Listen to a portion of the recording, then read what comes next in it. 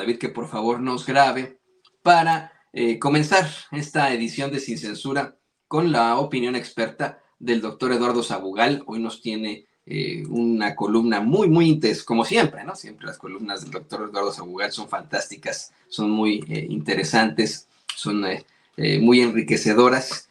Hoy nos comparte el doctor Eduardo Sabugal los trenes de la Cuarta Transformación.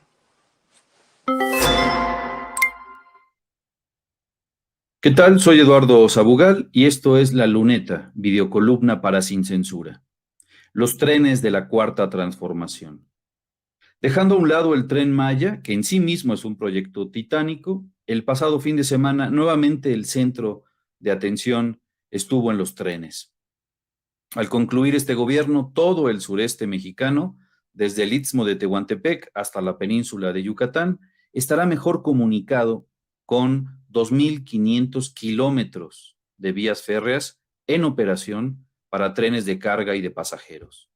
Algo histórico, otro de tantos de los hechos que harán que el sexenio que termina sea recordado como el inicio real de una profunda transformación.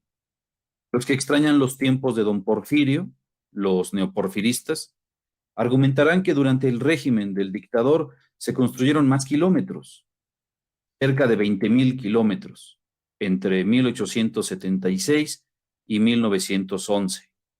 Sin embargo, hay que decir que Díaz no solo construyó aquellos kilómetros endeudando al país, sino enriqueciendo a diversas compañías francesas, inglesas y estadounidenses. Por ejemplo, tal como apunta López Obrador en su libro Neoporfirismo, Hoy como ayer, en 1904 el gobierno contrató un crédito con banqueros de Alemania y Estados Unidos por 40 millones de pesos, destinado casi por completo a la compra de acciones a empresas ferrocarrileras extranjeras para tener el control de 5.500 kilómetros de caminos de riel, poco más de la tercera parte de la red existente en ese entonces. Esta operación consistió en adquirir el ferrocarril de Tehuantepec, de 309 kilómetros, y la conexión de Veracruz al Pacífico, de 420 kilómetros, así como 3 líneas para explotarlas, junto con la empresa estadounidense El Nacional. Mediante actos de corrupción, donde estaban involucrados Limantur y Macedo, que se jinetearon 9 millones de dólares en oro, lo que hizo Díaz al pedir dinero al extranjero para dárselo a empresas extranjeras, con el pretexto de rescatar los ferrocarriles nacionales, fue en los hechos salvar de la quiebra a empresarios extranjeros con un incremento considerable en la deuda pública. Algo así como un protofobaproa.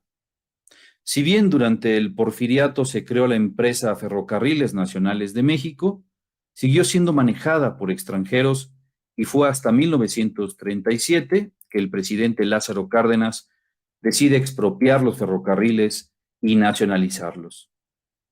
Lamentablemente, como bien acaba de recordar el presidente el pasado fin de semana, en 1995, el presidente neoliberal Ernesto Zedillo, al más puro estilo neoporfirista, decidió privatizar nuevamente Ferrocarriles Nacionales de México.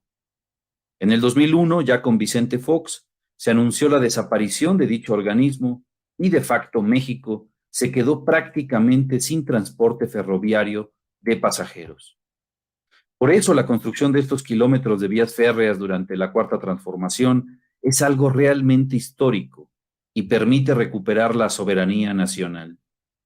Desde Matías Romero, en Oaxaca, conocida antes como la ciudad ferrocarrilera y que había dejado de serlo desde que Zedillo privatizó los ferrocarriles y desapareció los trenes de pasajeros, el presidente dijo que con el nuevo proyecto están contentos los trabajadores y los paisanos de Demetrio Vallejo, el histórico líder de los ferrocarrileros, nacido en El Espinal, Oaxaca.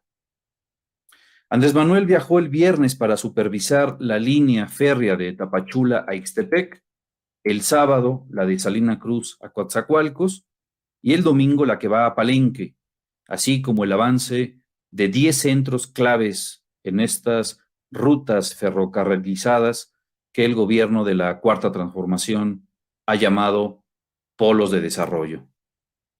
A ojo de pájaro y divisando los avances desde una aeronave, el presidente pudo ver como en una maqueta o un plano la realización de aquel sueño que añoraban los liberales desde la Reforma: usar los trenes para integrarlos a los pueblos y a los principales centros productores con los más importantes puertos del país.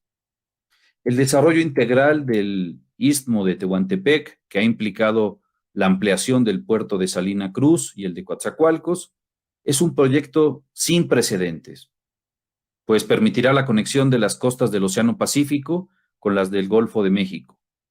Este proyecto, que parecería imposible de ser desarrollado en un solo sexenio, fue posible gracias a que se llevaron a cabo consultas a las comunidades involucradas, no solo para aceptar el proyecto, sino para integrarse a él. Ese tren, que pasará con nuevos vientos de desarrollo, cruzará una franja muy angosta, 230 kilómetros del territorio nacional.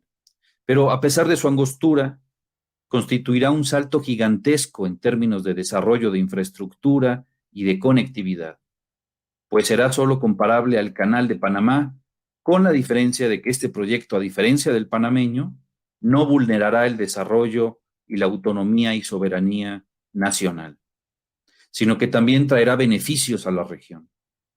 Establecerá, por ejemplo, una zona libre o franca en el istmo, y se reducirán los impuestos y el precio de los energéticos para propiciar la instalación de parques industriales que generen suficientes empleos y buenos salarios. Al presentar la primera locomotora del tren interoceánico, se pudo ver el emblema de esa primera locomotora. Dicha locomotora tiene un emblema que consiste en figuras de 4 mujeres con trajes regionales de Oaxaca, Veracruz, Chiapas y Tabasco. Elena Poniatowska recordaba en su novela dedicada al movimiento ferrocarrilero mexicano que las locomotoras eran femeninas y eran poderosamente configuradoras de cultura y vida, omniabarcantes.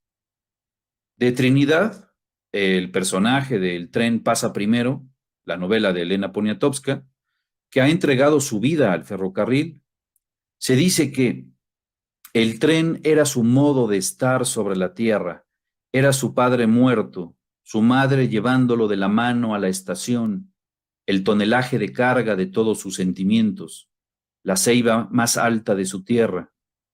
Hacía mucho que el silbato resonaba en su corazón y se había convertido en un animal sagrado que dejaba su esencia en su sueño de niño y lo mecía hasta el amanecer. El tren era su nahual, su otro yo. No fui ardilla, ni tusa, ni conejo, ni lagarto. Yo fui locomotora. A partir de ese silbato, Trinidad se construía a sí mismo. El tren resultó lo más real en su vida.